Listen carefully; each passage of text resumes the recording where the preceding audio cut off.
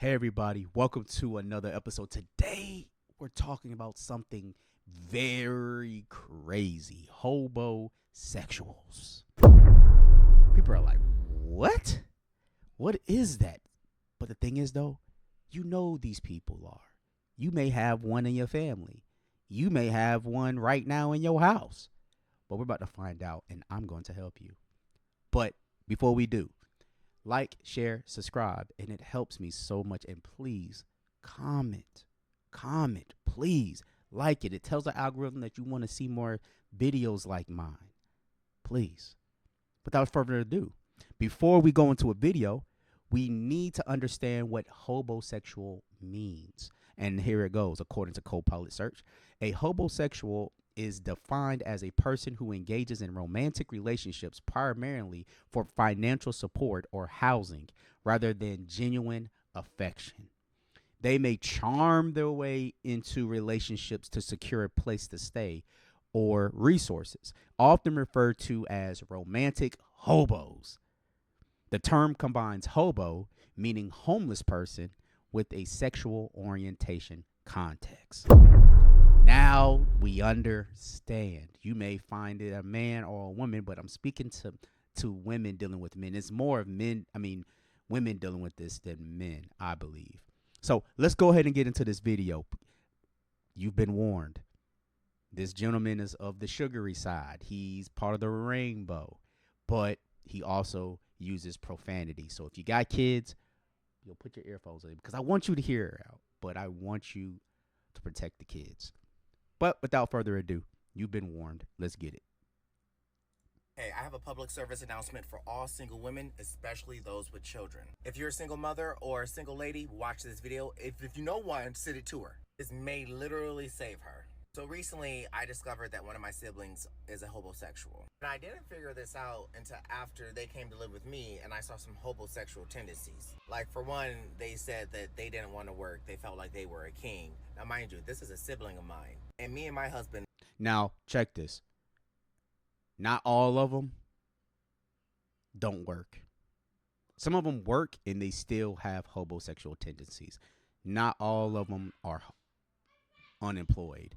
That is something that you got to recognize. Do not think because he's employed that he's not a hobosexual. Just throwing that out there. Both work multiple full-time jobs. Well, my husband works multiple full-time jobs. I have multiple companies that I own, so we're both very busy. So I was really interested, and I said, how do you think you live? How are you going to live? Like, what is your goals in life? And he said, my goal in life is to have bitches pay for me and pay for my living. And I said... Now, check this. This is just an individual who is fully aware of what he's doing, and he takes full ownership. But the thing is, check this. A lot of them don't take that sense of accountability. And when I say accountability, I'm not saying he's honorable for doing this. I'm just saying a lot of them don't think like that. Some of them are unaware that they're hobosexuals. They literally think that what they're doing is okay until they get what they get or get what they're trying to get out of life. Some of them go out their way and live like a hobosexual until they finally make it on their feet. And then they can say, well, I'm a man, I got it on my two own. But not necessarily. You just had a whole train wreck of women behind you along the way. That's why you got multiple baby mamas. That's why you have multiple women in and out. That's why you stay with them or you stay with your mama. And then that's why you move in and out. You always go to their houses. You don't have a place of your own. You never establish your own footing. But let's keep going. How do you accomplish that? And he broke it the fuck down. So I'm going to share it with you. My brother said that there are 3 type of women that you want to look for who will take care of you. Number 1, the white ones. He said he specifically looks for overweight white women. He's black, kind of cute, got a little 6-packs going on. He said look for overweight white women. He said that is a key indicator. He said his brother's not ugly. He's a fairly handsome guy. He can fairly get a decent and good looking woman. But hey, if you see generally a decent looking man who can probably get a decent looking woman, but this woman that he's with is very overweight, she's pretty much somebody that you normally are not willing to just gaze at for a little while. generally there's something there, right? Not saying women that are overweight don't deserve love. Not saying that, but the reality is if you have a good looking man who's really only going for very overweight, unattractive looking women, are we not going to really assess that and really poke at that a little bit to see if this woman taking being taken advantage of? But hey, by all means, be delusional. If you can find an overweight white woman with a good job, even better. CNA, nursing assistant, phlebotomist. He said medicals. Now, I'm not going to lie. CNAs don't make that much money. I know that's besides the point. People was like, I'm not downing it. It is a necessity for the healthcare field. I got nothing but respect for CNAs. My wife was a CNA. Now she's going for nursing school. But, she's going for being an actual midwife. But still, I know what a CNA makes. They don't make that much money, dog. But still, I get the point. A medical field. Specifically medical for a reason. And I asked him why medical. He says because they usually have set schedules. So you can go do what you need to do and they're never going to pop up at home. That brother cold.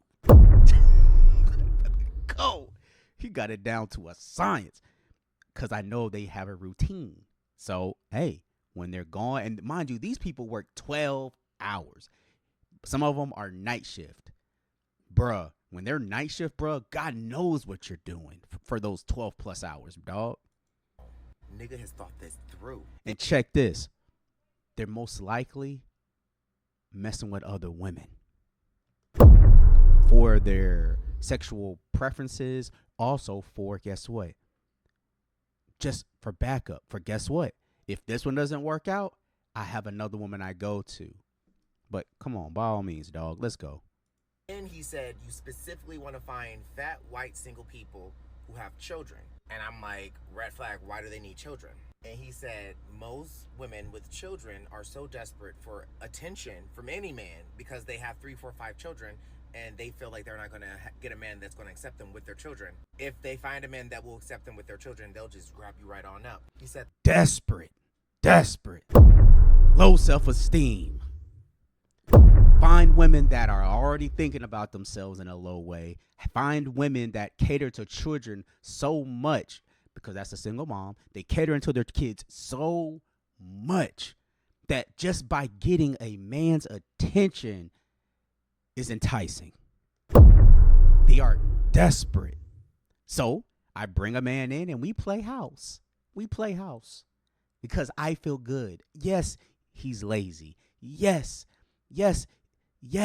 he doesn't have really full ambitions, but he said that he's smart. He said that he got something in the pipeline. He said this. He's selling pipe dreams, sis.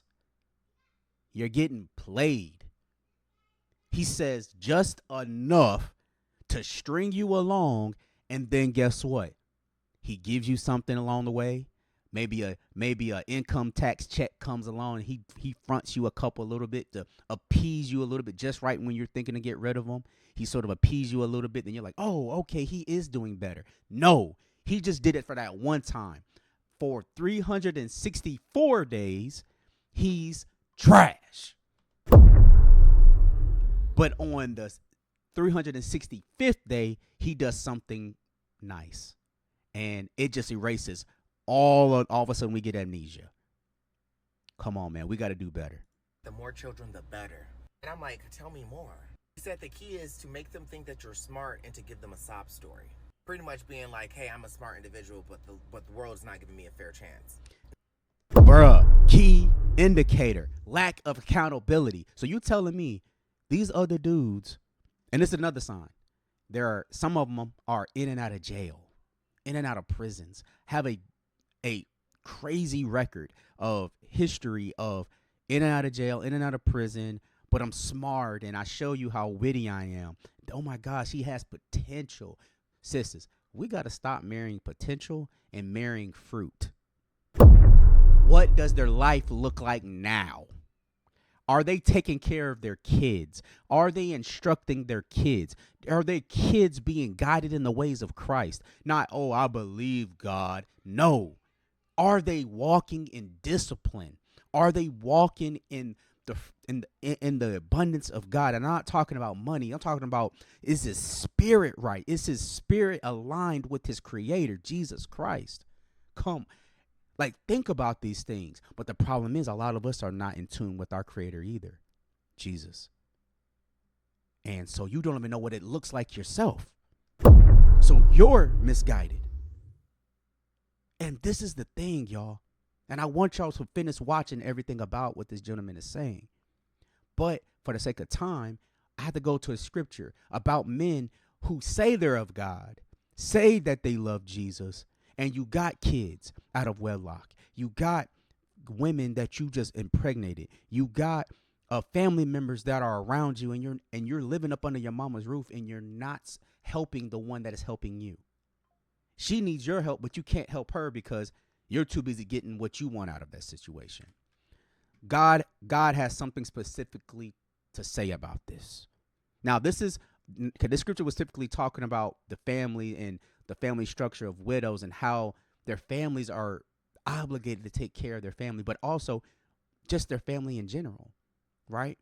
And the people that are in need in their family. And it reads, 1 Timothy chapter 5, verse 8. But if anyone does not provide for his own, and especially for those in his household, he has denied the faith and is worse than the unbeliever. You're worse than the unbeliever. You have people that are dependent on you. You got kids out of this situation. You got a wife, but you only got a wife because of the fact that it brought stability to your life, not to their life. We are called to be servants unto these people. And you're not doing none of that. But you're saying, oh, man, I believe God and God is this. No, brother. And excuse my language. Nah, nigga, you ain't of the faith. I have to speak like this sometimes to these people, to the people in my community, or even, I don't care what you are. Bruh, you are not of the faith. You have denied the faith because that is not the heart of Jesus. That is not the heart of God. We got to stop this crap. We got to stop it. That is not of the faith. And if you think that that's okay, you just denied the faith. God is saying, okay, you may not have said, I don't believe in this, but by disregarding this, that is you saying you denied God and you denied what God's mandates are. So we got to stop that. If you see a man barely doing bare minimum and he says, hey, I'll take care of my kids. No, you don't. No, you don't.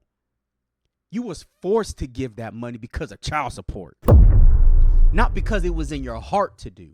A lot of these men act like they take care of their kids, but if it wasn't for the court, you would not be sending money anyway. You would not be spending time with your kids anyway. You will not go out your way and support the people that helped you get to where you get to. You will not do none of that. So don't sit here and come over here and say that you are of the faith, because you're not. We got to learn how to date better and really vet these people better. But y'all let me know what y'all think in the comments, man. Is this okay to do? Because I know it's not. The Bible don't condone it. But y'all let me know what y'all think, man. I'm sorry, y'all. This joint pissed me off. I'm sorry. Grace and peace.